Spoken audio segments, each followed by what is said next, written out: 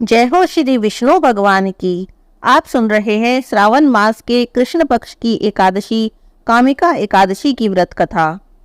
अर्जुन ने कहा, हे प्रभु, मैंने आषाढ़ मास के शुक्ल पक्ष की देवशयनी एकादशी का सविस्तार वर्णन सुना। अब आप मुझे सावन मास के कृष्ण पक्ष की एकादशी की कथा सुनाने की कृपा करें। इस एकादशी का क्या नाम है, इसकी क्या विधि है, इसमें किस देवता का पूजन होता है, इसका उपवास करने से मनुष्य को किस फल की प्राप्ति होती है, सब मुझे बताइए। तब भगवान श्री कृष्ण ने कहा, हे अर्जुन, मैं श्रावण मास के पवित्र एकादशी की कथा सुनाता हूँ, ध्यान पूर्वक श्रवण करो।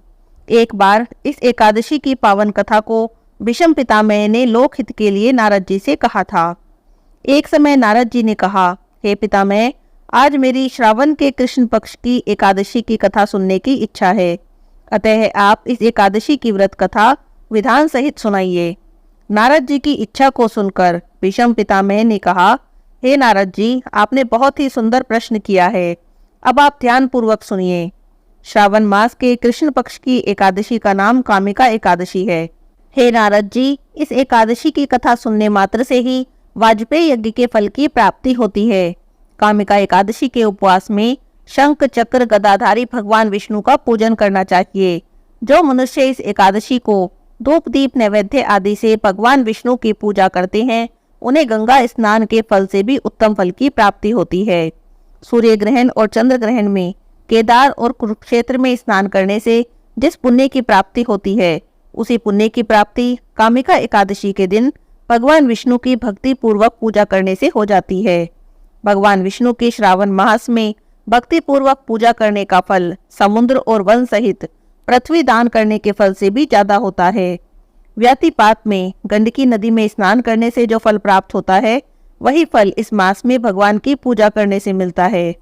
संसार में भगवान की पूजा का फल ही सबसे ज्यादा है, अतः भक्ति पूर्वक भगवान की पूजा करें। अगर पूजा न कर सकें तो श्रावण मास में कृष्ण पक्ष की कामिका एकादशी का उपवास तो जरूर करें। आभूषणों से युक्त बछड़ा सहित गोदान करने से जो फल होता है, वही फल कामिका एकादशी के दिन उपवास करने से मिल जाता है। जो उत्तम द्विज श्रावण मास के कृष्ण पक्ष की कामिका एकादशी का उपवास करते हैं और भगवान विष्णु का पूजन करते हैं, उन्हें सभी देव, नाग, किन्नर, पितृ आदि की पूजा करने का फल मिलता है। इसीलिए पाप से डरने वाले व्यक्तियों को विधि विधान से इस उपवास को जरूर करना चाहिए। संसार सागर और पाप में फंसे हुए मनुष्य को इनसे मुक्ति के लिए कामिका एकादशी का व्रत करना चाहिए। कामिका एकादशी के उपवास से सभी पाप नष्ट हो जाते हैं। संसार में इससे अधिक पापों का नाश करने वाला कोई और उपाय नहीं है। हे नारद जी, स्वयं भगवान ने अपने मुख से कहा है कि मनुष्य को आध्यात्म विद्या से जो फल प्राप्त होता है, उससे भी अधिक फल कामिका एकादशी का व्रत करने से मिल जाता है। इसका उपवास करने से मनुष्य को न यमराज के दर्शन होते हैं और न ही नरक के कष्ट भोगने पड़ते हैं, और वह स्वर्ग का अधिकारी होता है। जो मनुष्य इस दिन तुलसी दल से भक्ति पूर्वक भगवान विष्णु का पूजन करते हैं, वे इस संसार में रहते हुए भी अलग रहते हैं। जैसे कमल का पुष्प जल में रहता हुआ भी जल से अलग ही रहता है, तुलसी दल से भगवान श्री हरि का पूजन करने का फल 1 बार स्वर्ण और 4 बार चांदी के दान के फल के बराबर है।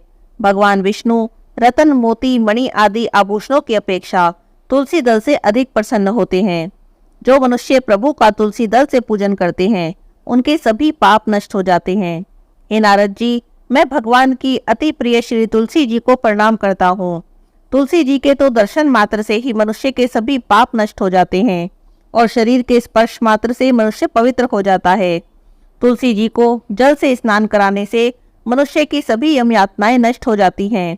जो मनुष्य तुलसी जी को भक्ति पूर्वक भगवान के श्री चरणों में अर्पित करता है, उसे मुक्ति मिलती है। इस कामिका एकादशी की रात को जो मनुष्य जागरण करते हैं, दीप दान करते हैं, उनके पुण्यों को तो लिखने में चित्रगुप्त भी असमर्थ हैं। एकादशी के दिन जो मनुष्य भगवान के सामने दीपक जलाते हैं, उनके पितृ स्वर्ग लोक में अमृत का पान करते हैं। भगवान के सामने जो मनुष्य घी या तिल के तेल का दीपक जलाते हैं, उनको सूर्य लोक में भी सहस्त्रों दीपकों का प्रकाश मिलता है। इसीलिए कामिका एकादशी का व्रत प्रत्येक मनुष्य को करना चाहिए। नारद जी ने पूछा, हे भीष्म पितामह, अब मुझे बताइए कि किसने पहले इस एकादशी का व्रत किया और उसे क्या फल प्राप्त हुआ। तब भीष्म पितामह कहने लगे, नारद जी ध्यान से सुनिए। एक गांव में एक ठाकुर जी रहते थे। वह काफी क्रोधी स्वभाव के थे। एक दिन उनका एक ब्राह्मण से झगड़ा हो गया। क्रोधवश उस ठाकुर ने उस ब्राह्मण की हत्या कर दी।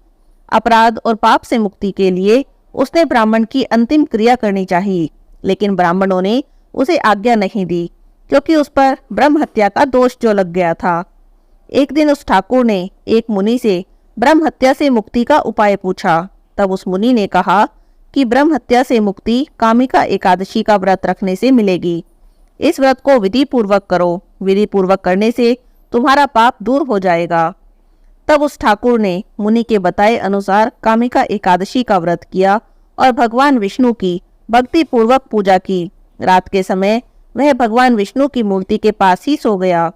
सपने में भगवान श्री हरि ने उसे दर्शन दिए और उसे ब्रह्म हत्या के पाप से मुक्ति मिल गई।